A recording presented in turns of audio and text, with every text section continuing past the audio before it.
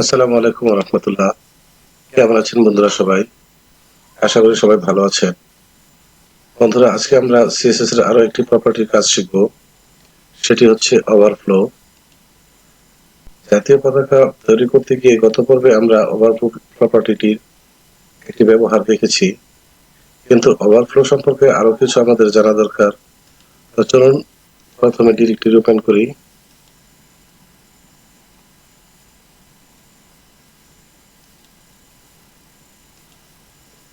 আমরা আমাদের ডিরেক্টরিতে চলে আসলাম।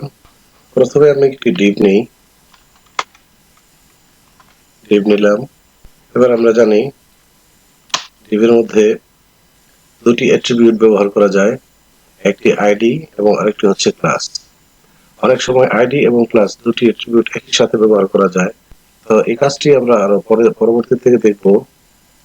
এখন আমি এখানে ক্লাস নিলাম ডিভটির নাম দেওয়ার জন্য। ডিভটির নাম দিলাম বক্স এবং ডিভের ভিতরে আমরা একটি পি ট্যাগ নেব।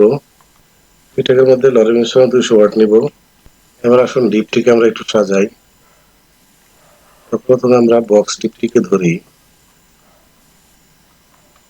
ডট বক্স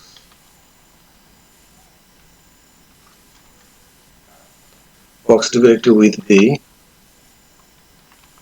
উইথ আমি 500 পিক্সেল দিয়ে দিলাম। এবার আমরা পেজটি সেভ দিয়ে আমাদের ব্রাউজার ওপেন করে দেখি। Open in browser. আমাদের প্যারাগ্রাফটি ব্রাউজারে চলে আসছে, দেখতে পাচ্ছেন। প্যারাগ্রাফটিকে মাঝখানে আনতে হবে। এই জন্য আমরা এখানে মার্জিন প্রপার্টি ব্যবহার করব। মার্জিন অটো লিখে দিলে মাঝখানে চলে আসবে। মার্জিন অটো লিখলাম। এবার রিলোড দিই। আমাদের প্যারাগ্রাফটি মাঝখানে চলে আসছে। এখন একটি বিষয় এখানে লক্ষ্য করুন যে আমরা আমাদের ডিভের মধ্যে কোনো হাইট ব্যবহার করিনি, শুধু উইথ ব্যবহার করেছি। তো এখানে দেখতে পাচ্ছেন, অর্থাৎ যদি আপনি কোনো হাইট ব্যবহার না করেন তাহলে কন্টেন্ট অনুযায়ী একটি অটো হাইট পেয়ে যাবে। তো আসলে আমরা আমাদের ডিভের একটি হাইট ব্যবহার করি।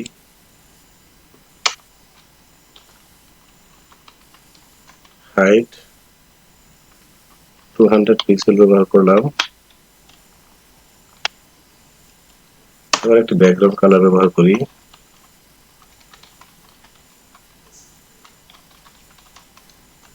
ব্যাকগ্রাউন্ড কালার আমি পিঙ্ক ব্যবহার করি। পিঙ্ক ব্যবহার করলাম। এখন রিলোড দিই। দেখতে পাচ্ছেন আমাদের ডিভটির হাইট হচ্ছে 200 পিক্সেল। কিন্তু এখানে ঘটনাটি হচ্ছে 200 পিক্সেলের পর কিছু কন্টেন্ট এখানে বাইরে চলে আসছে। অর্থাৎ আমার টোটাল প্যারাগ্রাফটির যতটুকু হাইট আমার ডিভের হাইটের চেয়ে সেটা বেশি, যার কারণে সেটা ওভারফ্লো হয়ে বাইরে চলে আসছে। আপনি যখন কোনো ওয়েবসাইট ডিজাইন করতে যাবেন, কখনো চাইবেন না এই ধরনের সমস্যা হোক। তো এই ধরনের সমস্যার সমাধান করার জন্য ওভারফ্লো প্রপার্টিতে কিছু ভ্যালু ব্যবহার করা হয়। আসুন দেখি কি কি ভ্যালু ব্যবহার করে এই সমস্যার সমাধান করা যায়। তাহলে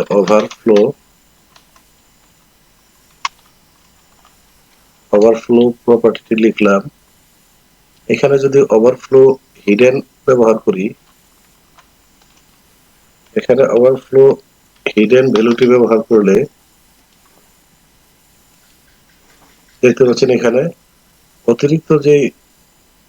অতিরিক্ত যে কন্টেন্ট গুলো ছিল, অর্থাৎ প্যারাগ্রাফের অতিরিক্ত যে অংশ ছিল সেগুলোকে সে কেটে ফেলেছে। কিন্তু এখানে একটি সমস্যা, প্যারাগ্রাফের বাকি অংশগুলো আপনি আর পড়তে পারবেন না।